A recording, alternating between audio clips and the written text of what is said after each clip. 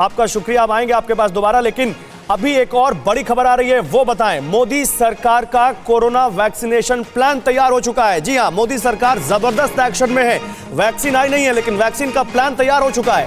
दिसंबर में आ जाएगी कोविशील्ड की वैक्सीन, जनवरी फरवरी में भारत बायोटेक की वैक्सीन आएगी, कोवैक्सीन जिसका नाम है, और सबसे पहले 1 करोड़ हेल्थ वर्कर्स को यह वैक्सीन मिलेगी। हेल्थ वर्कर्स वो जो कोरोना वॉरियर हैं, जो अपनी जान जोखिम में डालकर दूसरों की जान बचाने में लगे हुए हैं। इसलिए सबसे पहले 1 करोड़ हेल्थ वर्कर्स को कोरोना की ये कोवैक्सीन दी जाएगी। जुलाई तक 20-25 करोड़ लोगों को वैक्सीन लगाई जाएगी, ये सरकार का टारगेट है। लेकिन क्योंकि कहा जा रहा है कि कोरोना की वैक्सीन 2 बार में लगाई जानी है, इसलिए तब दोबारा उस वैक्सीन के फेज को पूरा करने में और टाइम लग सकता है। डॉक्टर राणा, आपसे शुरुआत करते हैं।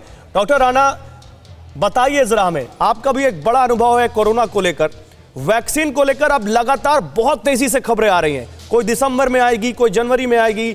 आपका क्या रिसर्च है सर, आपका क्या एनालिसिस है? भारत के लिहाज से कौन सी वैक्सीन सबसे मुफीद है और हमें किस वैक्सीन से उम्मीद रखनी चाहिए? वैक्सीन तो वैक्सीन ही है। वैक्सीन का मतलब है कि जब वैक्सीन लगाते हैं तो हम एक एंटीबॉडी प्रोड्यूस करते हैं बॉडी में, जिससे एंटीबॉडी प्रोटेक्ट करती हैं वायरस, उस वायरस के अगेंस्ट। अब किसकी पहले आएगी, सब क्लेम कर रहे हैं। 200 से ऊपर वैक्सीन सारे वर्ल्ड में आ रही हैं। हमारी ऑक्सफोर्ड यूनिवर्सिटी की जो भारतीय सीरम इंस्टीट्यूट में आ रही है, उनका प्रॉमिस है कि दिसंबर तक आ जाएगी। सिमिलरली आपने अभी कहा कि कोवैक्सीन भी आने वाली है। कल डॉक्टर हर्षवर्धन ने कहा था कि जनवरी फरवरी तक उम्मीद है कि वैक्सीन कोई ना कोई आ जाएंगी हमें, और उनका एक टारगेट है सरकार का कि लगभग 20 से 25 करोड़ लोगों को वो वैक्सीन कर देंगे बाई जुलाई 2021। आई थिंक वो बहुत बड़ी अचीवमेंट है। वो हो जाता है तो बहुत अच्छी बात है।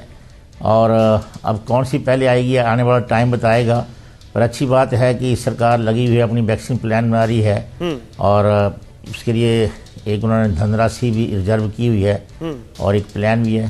सो सरकार रेडी है पब्लिक के लिए।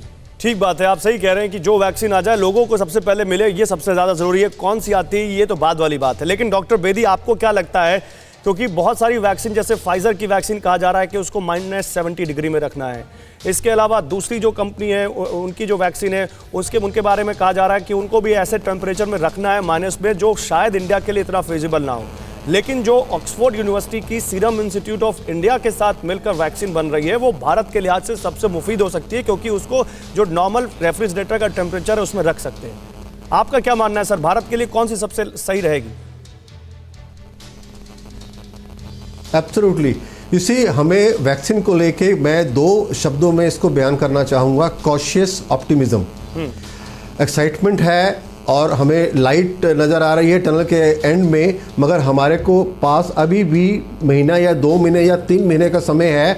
और ये वेव जो अब अगली जो आ रही है, उससे हमने उस टाइम तक बचना है, क्योंकि हमारे को एक्साइटमेंट है। इसलिए अगर हम अब अगर हम अपना जो थोड़ा सा जो कॉशन है उसको हम रिलीज़ कर देंगे तो ये 1-1.5 महीने में ही केसेस बहुत ज़्यादा बढ़ने के अंदेशे हैं।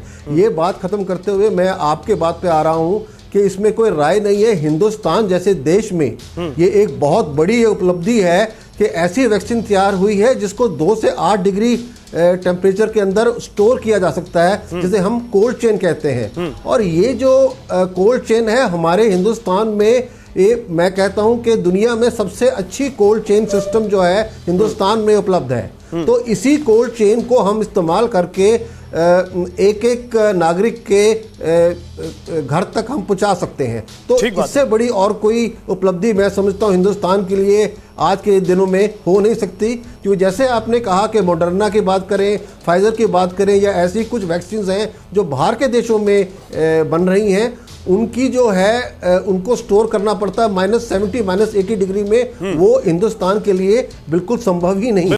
परवाह देश की, सोमवार से शुक्रवार रात 10 बजे TV9 भारतवर्ष पर।